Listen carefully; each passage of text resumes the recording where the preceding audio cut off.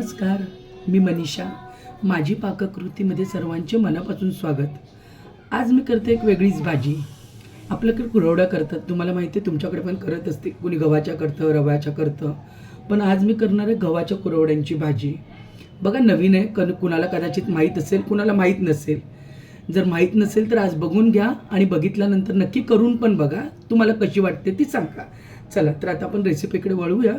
तर आता मी सुरुवात करते. आपली कढई गरम करायला ठेवले, त्याच्यामध्ये तेल पण गरम करायला टाकले मी. याला थोडंसं तेल जास्त टाका, नेहमीपेक्षा छान लागतं भाजीला तेल. तर आता आपलं तेल तापलंय, तुम्ही बघू शकता. थोडीशी मोहरी टाकून बघते. तेल आपलं तापलंय. आता मी मोहरी टाकली, त्याच्यामध्ये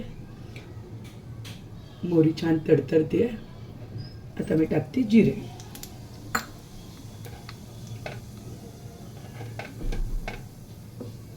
आता त्याच्यामध्ये मी टाकते कढीपत्ता. थोडे तुकडे तुकडे करून टाकले, कारण मुलं खाताना काढतात. आता लसूण टाकलाय, घेतो. लसूण छान ब्राऊन कलरमध्ये झालाय. आता आपल्याला त्याच्यामध्ये टाकायचं कांदा. बारीक चिरून घेतलाय कांदा. कांदा पण थोडासा नेहमीपेक्षा जास्तच झाला. 2 मोठे कांदे चिरलेत मी.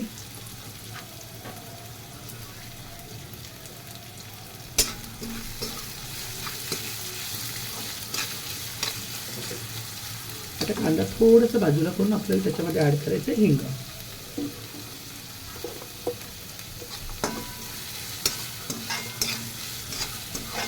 कांदा चांगला परतून घ्या. आता कांदा आपला चांगला भाजत आलाय. आता आपण त्याच्यामध्ये ॲड करायचं टोमॅटो.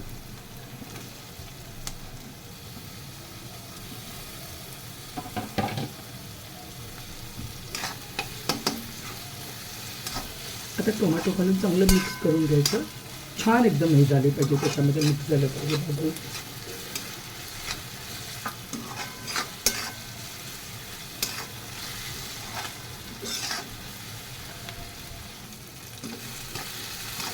आता कांदा टोमॅटो दोन्ही पण एकदम छान मिक्स झाले. आता त्याच्यामध्ये आपल्याला थोडी टाकायची कोथिंबीर. नेहमीच तुम्ही भाजी करताना ना कांद्याबरोबर थोडीशी कोथिंबीर भाजत जावं, त्याची चव खूप छान उतरते.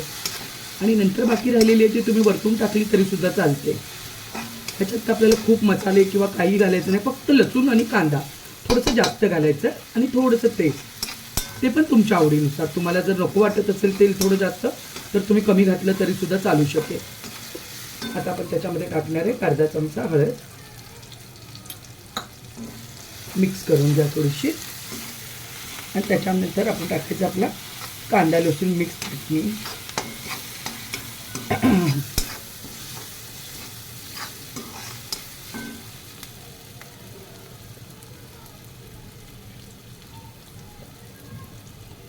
साधारण 2 चमचे चटणी टाकली आहे मी. ते व्यवस्थित आपल्याला मिक्स करून घ्यायची.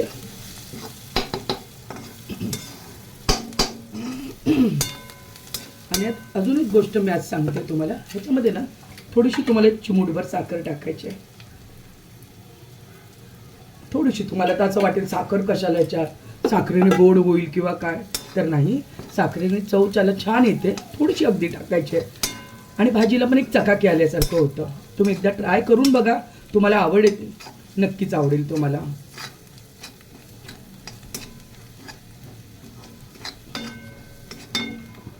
आता आपल्याला टाकायचं थोडंसं शेंगदाण्याचं कूट. एक साधारण 1-1.5 चमचा छोटे.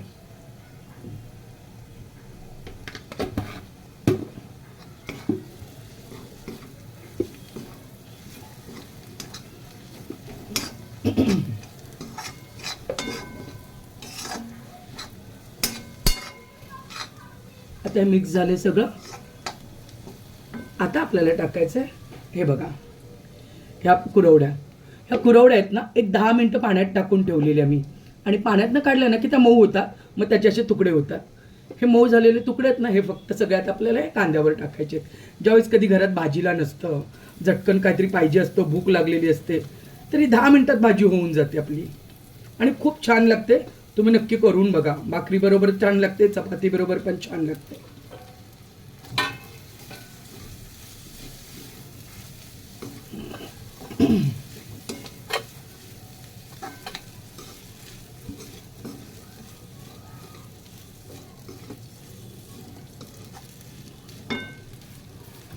आता याच्यात टाकूया आपण मीठ. मीठ थोडंसं अंदाजानेच टाका, कारण कुरवडीमध्ये पण मीठ असतं. काय कमी झालं तर तुम्हाला वरतून घ्यायला येईल, पण जास्त झालं तर पुन्हा तुम्हाला वांदे होतील.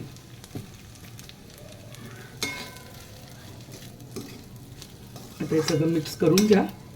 मिक्स करून झाल्यानंतर पुन्हा आपली कोथिंबीर वरतून टाका.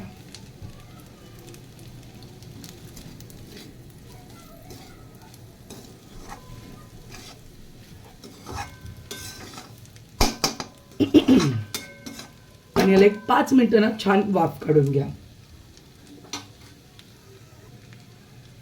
आता हे सगळं मिक्स झाले. आता मी याला झाकून ठेवते. एक 5 मिनिट छान वाफ काढायची आहे. मिनिटं झाले, छान वाफ आली.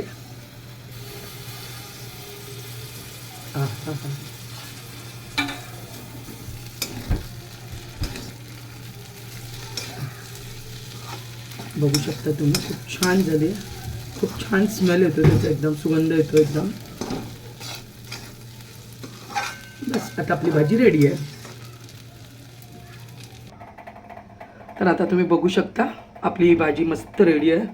खूप छान दिसते, पण खूप छान लागणार पण. तर तुम्ही नक्की करून बघा आणि मला कमेंटमध्ये सांगा की भाजी कशी झाली. आपली सिंपल गव्हाच्या कुरवड्यांची भाजी. व्हिडिओ शेवटपर्यंत बघितल्याबद्दल मनापासून धन्यवाद.